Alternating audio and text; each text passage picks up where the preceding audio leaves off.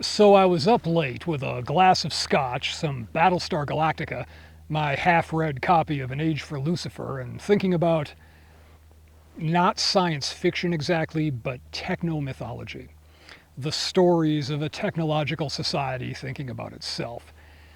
Less the sci-fi thing of how does this new thing change us or change our society, and more just looking at technology as cultural backdrop. We have starships and robots and the same ways of thinking about the same problems. So, to frame this, in 1966, Star Trek came on the scene. Pitched as a wagon train to the stars, it went much further than a space western. Lost in Space had the whole homesteaders and rocket ships thing going. But Star Trek gave form to this very techno-progressive, scientific materialist worldview. The occasional God thing aside, Trek was mostly about competent people using technology and reason to overcome problems. It embodied the ideals of the time, forward-looking and rational. But a decade later, the other pillar of mass-market technomyth arrived. Rather than a story of technological and social progress, Star Wars is a story of restoring the old wrapped around a core of mysticism. The Force, space magic wielded by an ancient priesthood, passed through bloodlines, a warrior aristocracy. I don't want to lean too hard into tying this to wider cultural shifts in the 70s. A loss of faith in both the spacefaring dream after Apollo beat the Ruskies and fizzled out, but also a wider disillusionment. Stagflation, Watergate, Vietnam, things were not optimal. There are a lot of factors at play here. It's not a one-for-one causal relationship of cultural malaise equals a turn to the supernatural. But there is a fuzzy correlation, whether occult practices, religious revival. The starting point for what I want to get into here is that while both franchises have bad guys doing evil stuff, there's a basic philosophical difference. In Star Trek, evil is something you do. For example, the first season episode, The Conscience of the King, about a man suspected of being a colonial governor who, facing famine, had half the population killed. Kodos the Executioner. Summary. Governor of Tarsus IV 20 Earth years ago. Invoked martial law. Slaughtered 50% of population Earth colony that planet. It's evil born of reason. Evil that can be justified or at least explained with logic. Evil as a means to a rational end. Do something horrific to solve a problem and go back to a normal life. In Star Wars, evil is something you become. Who was a pupil of mine until he turned to evil. If once you start down the dark path, forever will it dominate your destiny, consume you it will. Both have some truth to them. But the late 70s gave us another techno-myth, enduring but always in the shadow of the other two. Battlestar Galactica premiered in September of 1978, the story of a civilization driven from their worlds by a machine enemy bent on their destruction. Star Wars packaging over a story heavily influenced by Mormon religion and history, as opposed to the pop culture version of Eastern philosophy underpinning Star Wars. And where the evil in Star Wars presents as evil, Galactica goes with the old idea of Satan, the adversary, as a deceiver. I'm speaking of original trilogy Star Wars here. This started to change in the prequels, late 90s, but that's later. For now, let's follow as Apollo, Starbuck, and Sheba encounter a man introducing himself as Count Iblis. Who is this guy? I don't know. I get a very strange feeling about him. Well, that makes two of us. He presents himself as a friend, as a savior, clad in white robes, promising to give the people what they desire and delivering on those promises. All they have to do in return is follow him, give him dominion, and many are ready to do so after he offers to fulfill 3 requests. Yes, 3 wishes in exchange for submitting to him. You have agreed on 3 tests of my strength. The first is to deliver your enemy. The second is to accurately plot your course to Earth. The third you cannot agree on. After he delivers on the first 2, the council is poised to elect him president. He wins the people over by understanding what they want, empathizing with them, and giving them just enough to make them believe he can give them everything, that he can save them. And if that doesn't work, he directs their attention elsewhere. You don't have to convince me. I'm a great believer in distraction. Ibli is evil to the core, but unlike, say, a Sith Lord, he can't simply go around smiting people that get in his way. He can't impose evil. He has to convince you to accept it. Evil as something we choose, something we invite. I wonder if I might accompany you. And this goes back to a lot of occult traditions, this idea that you have to choose to let the dark powers into your life.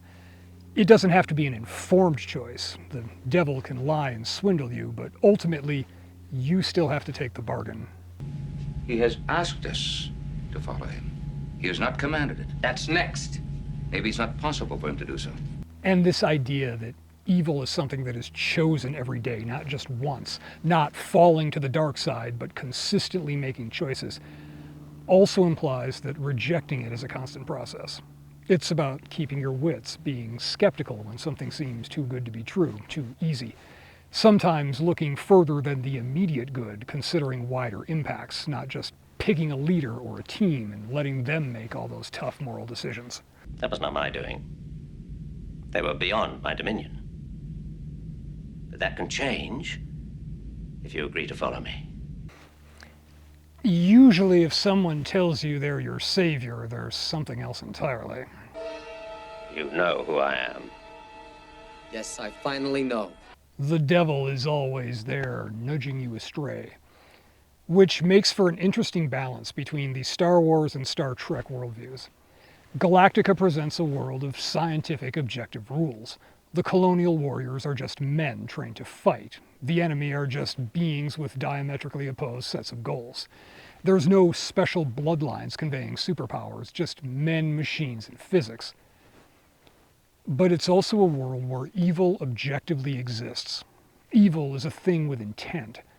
It's a more complex moral landscape than Star Wars, but a more absolute one than Star Trek.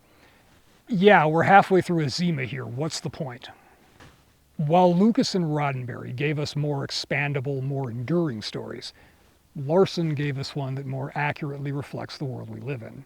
Now, to be clear, I'm not saying that demons and devils are objectively real things trying to seduce us into serving them. I'm not saying they aren't either. There's some weird shit out there, and some things make a lot more sense with demons than without. I'm saying that we believe in concepts as though they were real entities, and that matters. Ideas have power. The egregore is real because we make it real. It lives through us. And Galactica depicts the way this works. The people of the fleet believe in their quest to find Earth, that they will reach the promised land where they can put down roots and be safe. But that's not enough. They also believe in their institutions, believe that Adama knows what he's doing and will lead them well, that the Council will govern competently, even if contentiously, that the pilots of the fleet will be there to protect them. And Iblis steps in to undermine all of that. He makes the military look like a bunch of useless freeloaders. A disgraceful accounting of yourselves. The alert is fully 12 centons along. Our ship is launched. You! He turns the Council against Adama, sows divisions within the fleet, breaks down the faith and all those things and directs it back at himself, tempting them with their goal to get them to tear down the means of achieving it, make them the instruments of their own damnation. Or, more concisely, he's unbalancing the spiritual and the material, destroying practical hope and putting wishful thinking in its place. And here we are in the 2020s, facing some crises in our collective story. Loss of faith in institutions, whether elections, the healthcare constellation of government agencies and industries, the legal system, from the laws themselves to those who enforce them, even the idea of nations themselves in some cases. There's a loss of faith, not universal, but not insignificant. At the same time, we're seeing rising interest in the intangible, a turn to religion, notably among the young. The stories of mass religious revival among Gen Z seem overblown as far as I can tell, but statistically, church attendance among millennials and Gen Z is up. There's a spike in various occult practices as well, to the point that the Pope was briefed on the need for more exorcists. Because, yeah, Exorcisms are a thing that happens these days. We don't live in a purely materialist world. Whether the gods and demons are objectively real entities or just conjurings of our own minds isn't really the issue. Belief dictates action. Much of our politics can be framed this way too. Belief in intangible things. Socialism is a system of extracting and directing collective wealth, but its adherents present it as caring about people. I know he cares. For you? For all of us. And if I have to explain that to you, then you're far less sensitive than I thought you were. Piss off, Sheba. Ask random people what Trump is, and most will rant about how he's either trying to save America or he's the end of democracy. Few will calmly say that he's an egotistical old man running a grift just like his predecessors before him. Perhaps the most glaring example of this kind of thing in the modern world is Zionism, deliberately conflating a nationalist movement, a religious identity, and a spiritual compulsion. Take out the supernatural element and it's just a land grab. There's always this common thread of deception, at least misdirection, and devouring, to use the term from Robert Tucker's An Age for Lucifer, a book from the late 90s which has taken on particular relevance in recent years. One aspect is an examination of the mechanism by which one individual dominates and spiritually devours another, taking strength from them in a psychological analog to eating, possessing both in the sense of owning and controlling, acting through. It's a fairly dry book explaining it in theoretical terms, but we understand the core of it from science fiction, or rather the techno-myths I'm talking about here. The Sith embody this. The apprentice is entirely dominated by the master, becoming an extension of him, of his will. You don't know the power of the dark side. I must obey my master. To break free, the apprentice must rise up and destroy the master, devour him in a sense, taking his place and finding an apprentice of his own to dominate. Or we can look to the Ori in the last couple seasons of Stargate SG-1. Powerful godlike beings who draw strength from being worshipped, dominating others as a form of feeding. They make promises, they gaslight, they control and coerce, and when pushed they kill. They're keeping their food in line, maximizing the harvest. Count Iblis seems to be doing the same, feeding on those who submit to his will. Sheba, the woman he possesses almost in the ownership sense. Do not touch her. She is mine. She has given herself to me freely.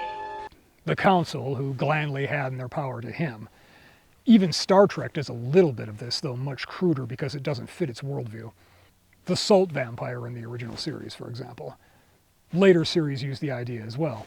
Anaya in DS9, seducing Jake Sisko to feed on its creativity.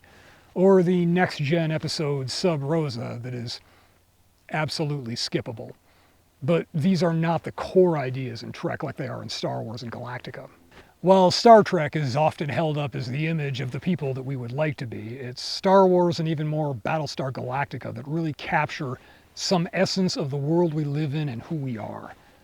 Thinking in terms of a rationalist, materialist world of high-tech gadgetry and big plans, and yet our decisions are governed by something else entirely. Hopes and fears. The stories of people looking for something in the dark. And I'm not attacking this as something that we have to get over, it's just how we work.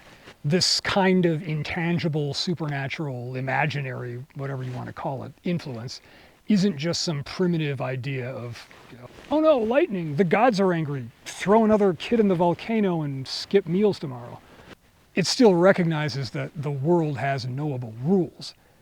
A comparison to the Ori again. Both they and Iblis are godlike beings seeking followers, worshippers, and both are counterbalanced by equally powerful non-evil entities that ascended from beings much like ourselves. But on this point, Galactica did it better.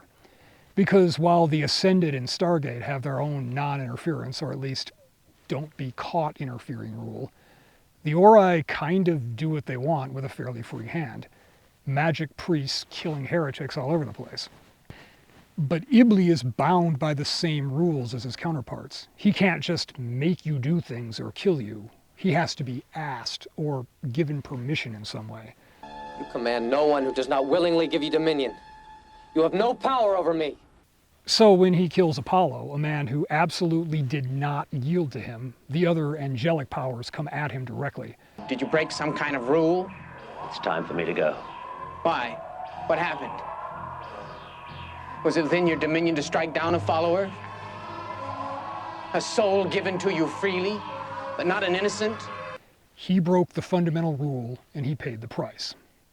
Ibli, when the lights came, which really balances their power in a way that makes a much better metaphor for our own lived experience than murderous wizards with laser swords or unstoppable god things.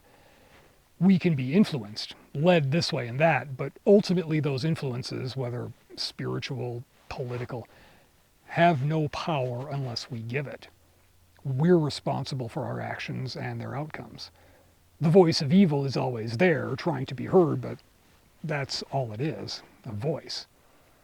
Maybe it's all in your head and not some external demon thing. I'm honestly not sure that that's better, but the practical steps are largely the same either way. Anyway, I did warn you up front that this was born of alcohol and sleep deprivation, so take from it what you will. It's been really hot lately, and you know what? I kind of like it.